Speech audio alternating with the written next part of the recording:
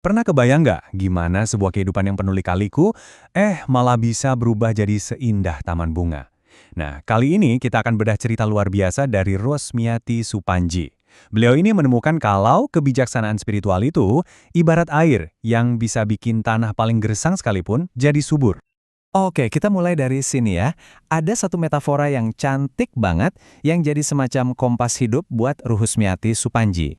Jadi, beliau itu menggambarkan hidupnya setelah anak-anaknya dewasa, persis kayak lagi jalan di taman bunga yang indah. Anak-anaknya itu ya bunga-bunganya. Keren banget ya. Tapi, jangan salah, perjalanan buat sampai ke taman itu, wah sama sekali nggak gampang. Nah, biar kita ngerti kebijaksanaan yang beliau punya, kita perlu mundur sedikit nih. Kita harus lihat dulu masa-masa sulit yang ngebentuk siapa beliau sebenarnya. Coba deh bayangin, masa mudanya Rusmiati itu pas banget di tengah-tengah perang dan gejolak kemerdekaan Indonesia. Zaman itu kan, wah, penuh ketidakpastian dan bahaya di mana-mana. Dan ternyata kehidupan pribadinya juga sama kacaunya. Ada satu kejadian yang, sakit banget. Ibu mertua dan iparnya memperlakukan bayinya yang baru lahir dengan kejam. Bayangin, bayinya ditaruh gitu aja di atas keset. Hancur banget kan hati seorang ibu? Tekanan batinnya itu udah nggak ketahan lagi. Sampai akhirnya beliau di titik puncak dan bilang ke suaminya, "Aku mau cerai." Untungnya suaminya bisa menenangkan situasi. Tapi rasa sakit itu justru jadi pemicu. Pemicu buat beliau mencari makna spiritual yang lebih dalam, yang lebih dari sekedar ritual-ritual yang selama ini ia jalani. Ya, bisa dibilang krisis inilah yang jadi turning point-nya. Mendorong dia mencari koneksi yang lebih nyata sama Tuhan. Sesuatu yang lebih berarti daripada rutinitas ibadah yang, ya gitu deh, cuma setengah hati. Nah, justru dari titik terendahnya ini, pencariannya itu membawanya ke sebuah ajaran spiritual yang bakal mengubah total cara pandangnya. Ajaran ini diperkenalkan oleh seseorang bernama R. Sunarto Mertowardojo, atau yang lebih akrab dipanggil Pak D. Narto. Jadi, inti ajaran yang disebut sabda khusus ini sebenarnya simpel. Kita diajak buat mendengarkan suara ilahi yang ada di dalam diri kita masing-masing. Suara inilah yang disebut sang guru sejati. Di dalam ajarannya, ada pembedaan yang jelas banget nih.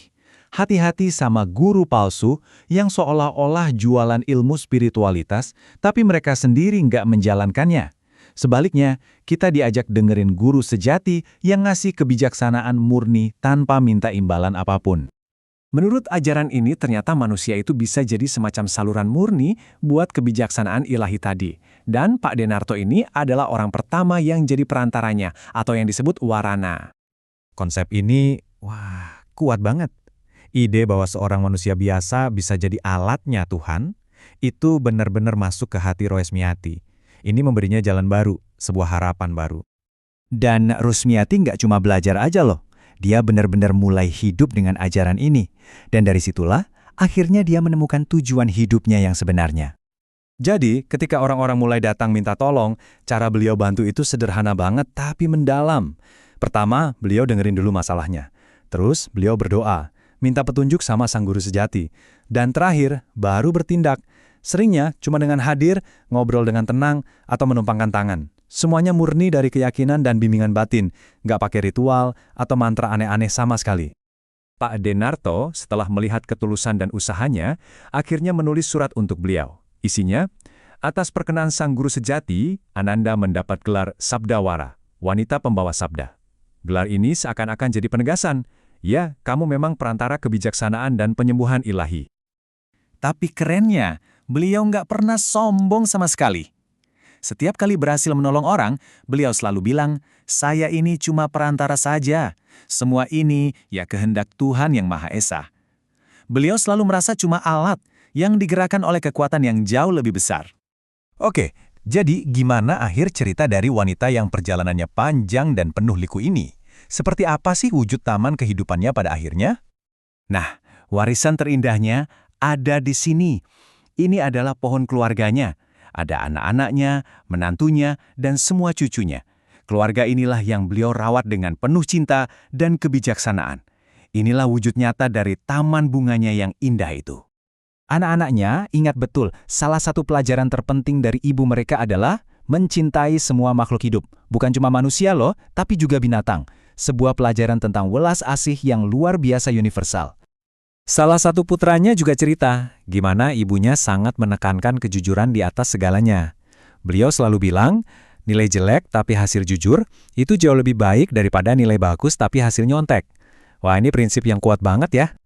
Tapi kayaknya dari semua pelajaran itu, ada satu yang paling nempel dan diwariskan ke semua anak cucunya. Satu kata kunci yang sederhana, tapi dalam banget maknanya. Sabar. Yep, sabar. Jadi intinya begini, beliau itu bukan cuma sekedar selamat dari penderitaannya. Justru sebaliknya, penderitaan itu dia jadikan semacam pupuk, tanah yang subur untuk menumbuhkan kehidupan yang penuh makna dan cinta. Dan dari sini, kita bisa ambil satu pelajaran penting banget. Hidup kita semua, gak peduli seberat apapun cobaannya, itu punya potensi buat jadi taman yang indah. Kuncinya, ya seperti yang ditemukan Rosmiati, mendengarkan suara guru sejati di dalam diri kita. Nah, pertanyaannya sekarang, kembali ke kita masing-masing. Benih kebijaksanaan apa sih yang lagi kamu tanam di taman hidupmu sendiri?